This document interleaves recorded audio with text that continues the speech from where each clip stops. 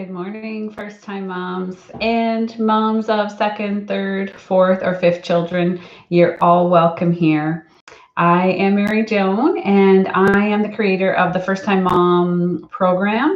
This is not what I expected because many of us approach motherhood with a lot of enthusiasm and a lot of anticipation of all the great parts of it. And those exist for sure, but there are also parts that are harder than we expect and kind of can send us for a bit of a loop.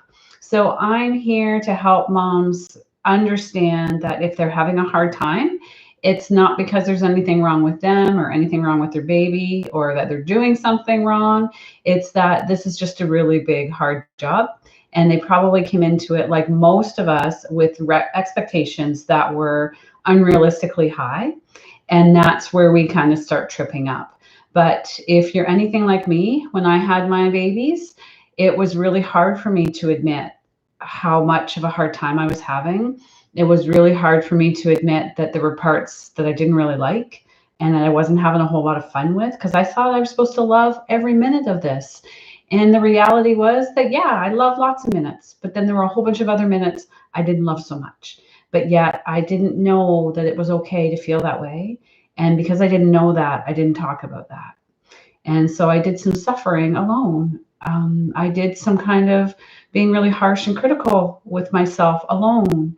And it made this experience just a little bit harder than it needed to be. So my mission is to help open up important conversations so women, moms know what to expect so they can really set themselves up to be able to manage expectations and also have a better time on their journey to motherhood. So that's what this is all about. So, what we're going to be talking about today is something that is really near and dear to my heart. This is something I was terrible at. So, I am the example of what not to do. And I've worked with so many women and I see the dramatic benefits when they do this. So I know 100% this works. So what we're talking about today is what fills your cup.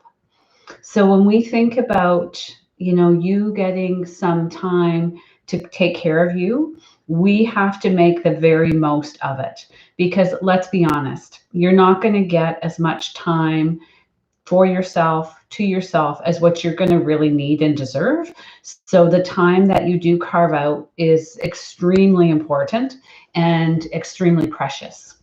And remember, we talked about this time for you to fill yourself up is not a luxury. This isn't like, well, I can do this once in a blue moon because I'm really not entitled to do this. That is not the case. This is a necessity for you to be well. It's a necessity for you to be the kind of mom and the kind of partner you want to be. So I want you to really hear me. This is not a luxury. This is a necessity. So when we think about these opportunities where you're going to get time to step away from being a mom, you're going to be off duty completely. Someone else is going to be fully in charge, who is fully capable and of taking care of the baby and having fun with the baby and keeping the baby safe. So this is the time for you to fully unplug, and we've got to make the very most of it. So we have to think about, if you get these little precious pockets of time, what is going to make the most sense for you to do with that time? So this isn't a time to think about what's sort of most convenient or what's convenient for someone else.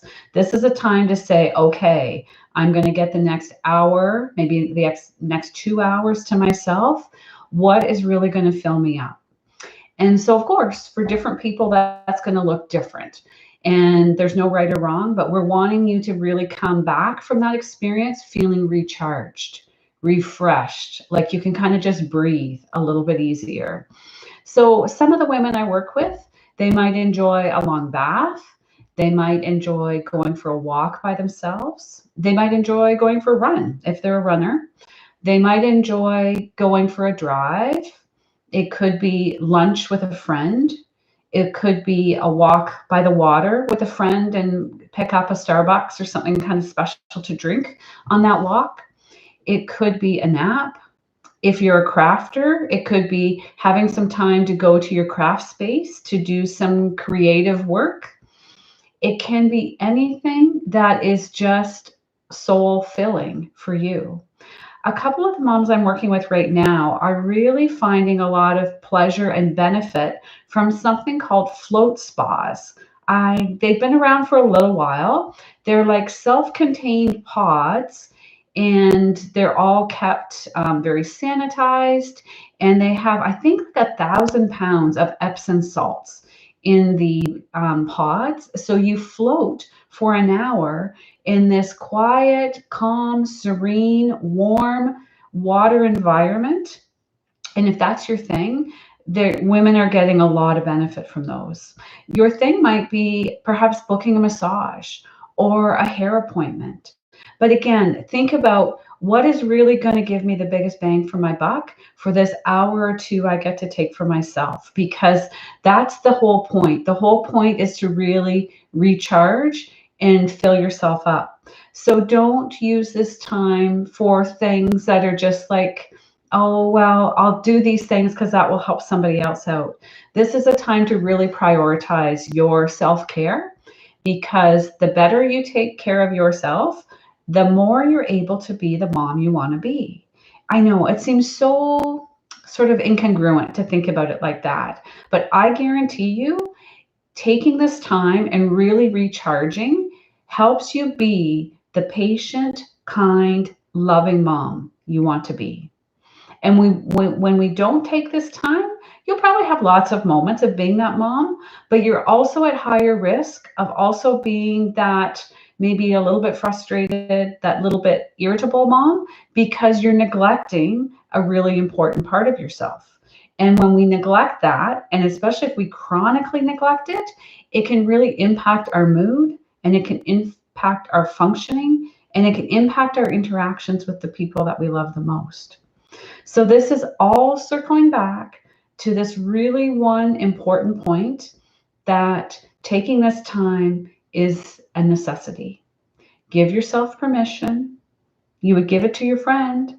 You would give it to your sister. You would give it to anyone else. So you give the same permission to yourself. And as you do it and you get more okay with doing it, then you even maximize the benefit even further. So I encourage you, lean into this. If it feels uncomfortable, that's normal. It's uncomfortable the first few times, but once we get into the rhythm, we just get amazing benefit. You deserve that. I want that for you. And I will be back next week with some more tips and strategies to help you navigate this motherhood journey. Take care, ladies. Bye for now.